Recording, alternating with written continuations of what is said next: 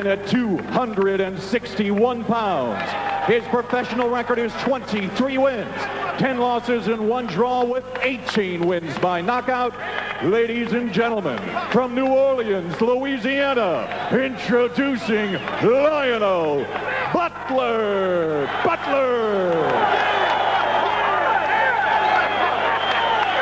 And fighting out of the blue corner, wearing black, he weighed in at 248 pounds. His professional record is 25 wins, 1 loss, with 21 wins by knockout. Ladies and gentlemen, from East London, England, presenting the former heavyweight champion of the world, Lennox Lewis. Well, there you have it then, Lennox Lewis, as I say, on the comeback trail, and this is a very, very important match. The winner of this will be considered, alongside with Mike Tyson, of course, the #1 contender for the WBC Championship. The holder currently is Oliver McCall. Responsibilities, and I told you what mine is. Let's all do our job properly, okay? Good luck to both of you. Shake hands. Oliver McCall, of course, the man who took the championship from Lewis with that second round surprise stoppage last September. This is Lennox's first outing since then. And of course, McCall will defend against Frank Bruno before either Tyson or Lewis or Butler can get a crack at him. And there's a very good chance that McCall won't be champion by then anyway. So Lionel Butler, whose best chance might be early on, not in the best of shapes, I'm afraid. Lousy start to his professional career. Poor record. In fact, I dispute the record that came up on the screen. I've got him 22 wins, 10 losses, 1 draw. With 17 men beat inside the distance. But plenty good names on the record. Made his debut against former Lewis victim, Phil Jackson. Fought Riddick Bowe and was stopped in only his second fight.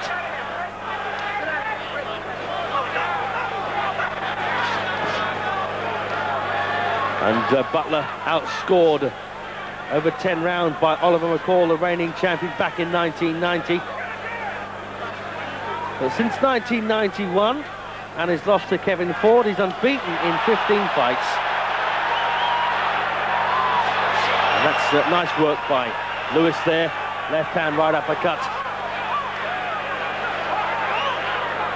And of course Lewis managed by Frank Maloney, who really pulled off a coup by signing Lewis when they all wanted him. Former European, British and Commonwealth champion Lennox Lewis, as well of course as WBC champion, and was awarded the championship, you may remember, controversial circumstances, having beaten Razor Ruddock in a couple of rounds. He was recognised retrospectively by the WBC and made his first defence against Tony Tucker, which he won on points, then came from behind to beat Frank Bruno in 7 before that win over Jackson, and then the subsequent loss to Oliver McCall.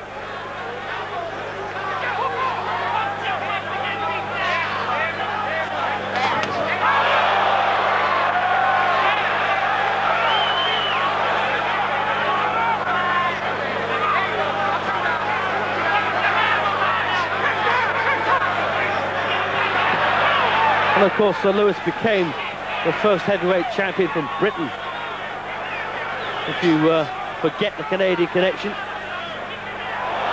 since Bob Fitzsimmons stopped James J. Corbett in the 14th round in 1897, the 17th of March. So half a minute to go then in round 1. And obviously Lennox Lewis very wary of the power that Butler possesses. He flattened James Bonecrusher Smith in 3, you may remember. And I suppose the biggest win really for him was when he beat Tony Tubbs, the former WBA champion, in the first round, as Lewis there gets through the nice left right. Well, good first round there. Not a great deal between them, but Lennox Lewis looks like his better boxing has taken it for him. When he goes to stick that jab, right hand on the fingers, okay? Keep your left hand head up, and when you start seeing the opportunities, let well, the that was shots that go. big sweeping right, and Lewis really made that one look better than it was. He just stumbled with the right foot. No room for it, you understand? You can't catch you out here. Just... So it's around 2 then.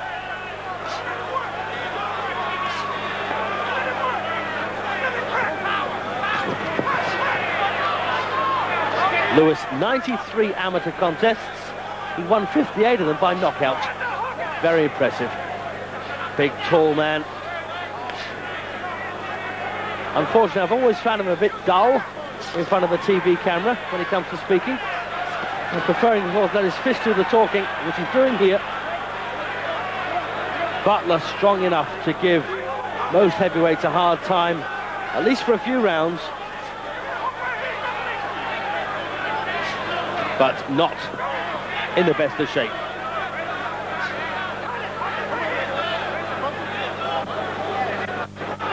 From journeyman loser to potential contender, Lionel Butler. What a story.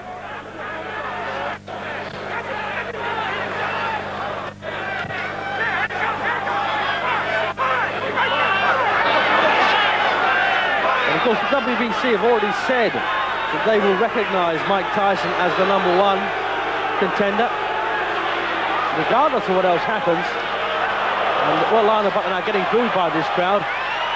He's trying the old rope-a-dope tactics there, but Lewis taking advantage of his lapse.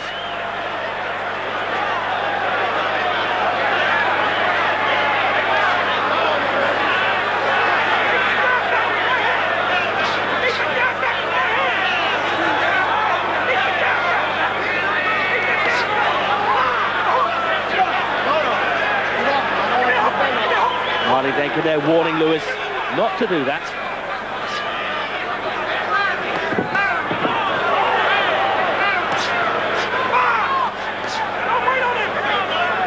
Nice left hand work there from Lennox Lewis. And the trainer Emmanuel Stewart really just fine-tuning what was already a good fighting machine in the shape of Lewis.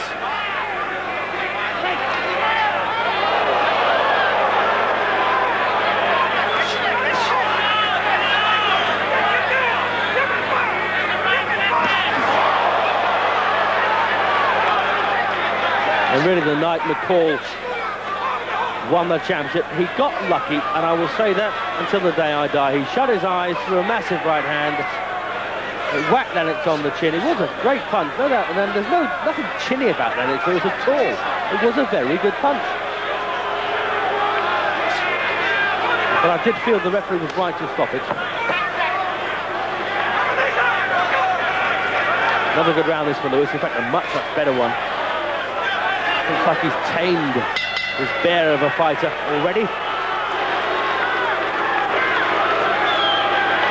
One of the judges for this contest, Larry O'Connell from England.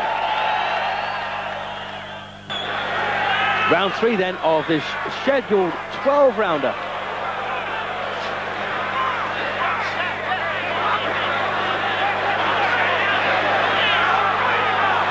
And still Lionel Butler's only opportunity, really, is to crack in an almighty punch.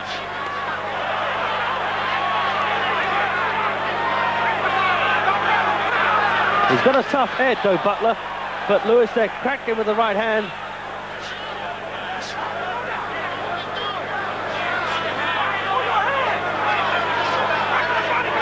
And this is much better work by Lewis. I've criticised him in the past as being a bit slow, a bit ponderous, but using the combinations nicely here. At one time, a Lennox Lewis combination was a jab, and then 15 seconds later, you might be lucky to get another one. But now he's using both hands. What a difference it's made. Still more improvement to come, though, I think. And the one match, of course, we all want to see is Lewis square up against Riddick Bowe. A man, of course, Lewis beat as an amateur.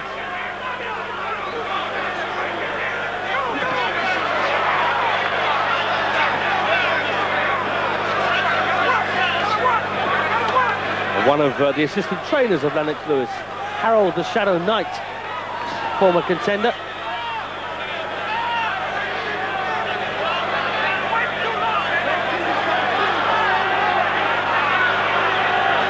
Still hoping Lewis comes in and sticks out his chin.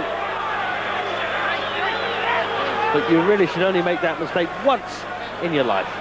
And Lewis there being told off by Denke for standing on the foot of Butler. That does happen though when he switches to southpaw. Feet tend to collide.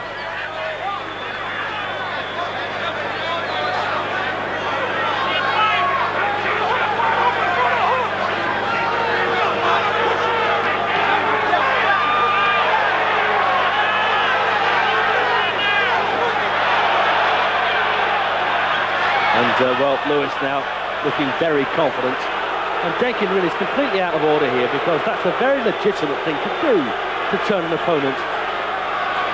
Well, what a shame they've got an old man who's forgotten some of the finer points of this particular sport to referee.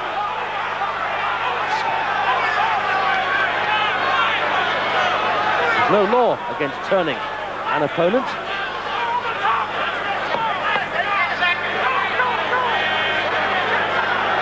In fact, so many of the finer points of this sport forgotten by so many fighters.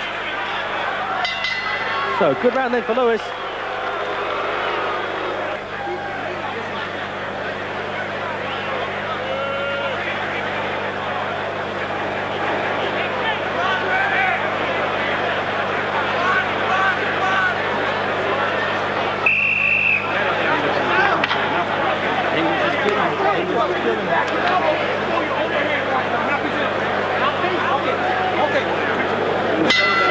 Stay on the point.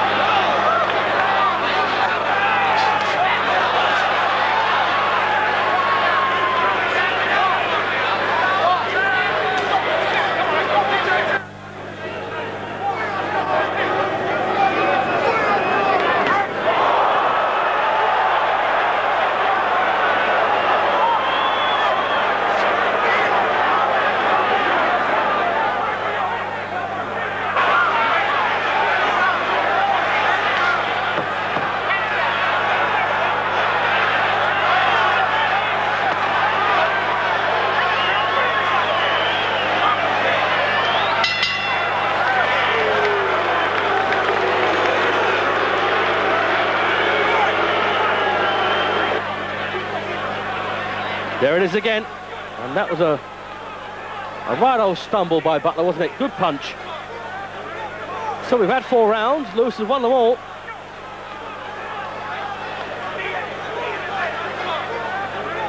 And Marty Denkin has jumped on Lewis for every conceivable offence so far. And unjustifiably as well. And down goes Butler now. Right hand, followed by a stiff left from Lewis. And the momentum put Butler over.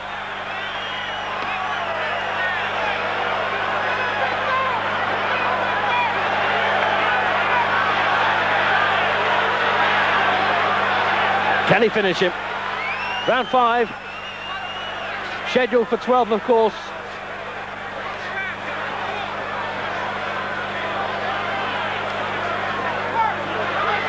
And Butler was stopped in 3 of his first half dozen fights, but he hasn't been stopped since.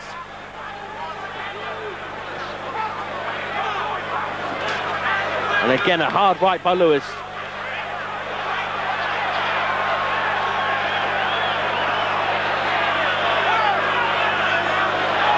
Oops, and that's a miss. And a stumble.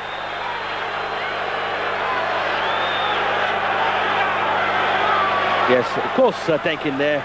Butler's friend having a word with Lewis for that. I'm just wondering if Denkin will deem to disqualify Lennox Lewis for something or other.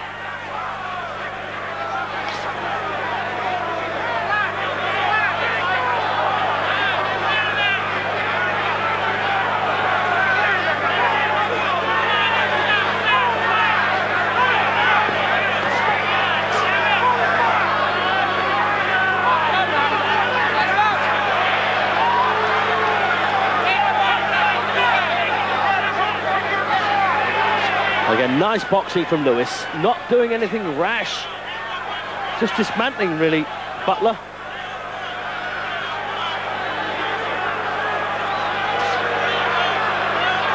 Well, Butler now looking reticent. He's getting hurt. He can't outbox Lewis. He can barely connect with the big punch he needs. And this is perfect for Lewis now.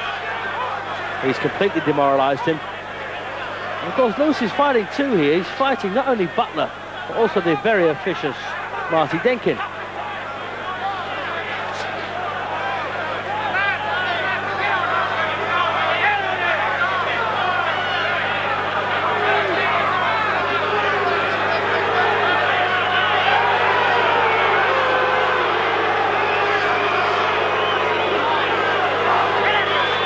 Well, the crowd are not appreciating the finer points here. Once again, Butler gets hit with a right and thought about going down from it. Well, oh la la. Well, that's a swallow. Sorry, that is a capitulation by Lionel Butler. But one of the reasons, of course, for it is he's been completely outclassed and outpunched by Lennox Lewis. So, congratulations then to Lewis Camp. And I hope Frank Maloney, Lewis's manager, complains to the WBC for Denkin's handling of that contest. That was poor. Winner of this WBC heavyweight title eliminator bout at 2 minutes and 55 seconds of the 5th round, Lennox Lewis. So Lewis then does it. He completely demoralised Lionel Butler, forced him to quit really. Butler was begging for half a punch so he could go down and out. Which brings us to the end of our programme this evening. A tremendous performance, and the nightmare of Oliver McCall must have disappeared. Definitely. You know, this was a fight preparing for Oliver McCall, and the same way I boxed there, I'm going to box the same way when I box Oliver McCall again, because I want my title back. He came out in the first round a bit like Oliver McCall. Yeah, he did. You know, I learned from my mistakes, and I was definitely prepared for him to come out like that, because he's got a very tenacious style. So I made sure that I was on my P's and Q's. At the end of the 4th round, the advice in the corner was you're letting the fight go at his pace, step it up to your own pace, and that's exactly what happened. Yeah, basically, I realized that he was getting tired because he weighs 260 pounds, and I realized that 260 pounds can't touch this. So as long as I stepped it up a bit, then he was out of his realm. How much of a difference, to be honest, did having Emmanuel Stewart in your corner really make? A big difference, because he's a good tactician. We go in there with some strategy, and we basically pull out great performances like that.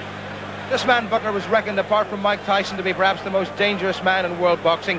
You've now beaten him in pretty spectacular fashion. You must be due a rematch with Oliver McCall. Oh, I'm definitely preparing for that.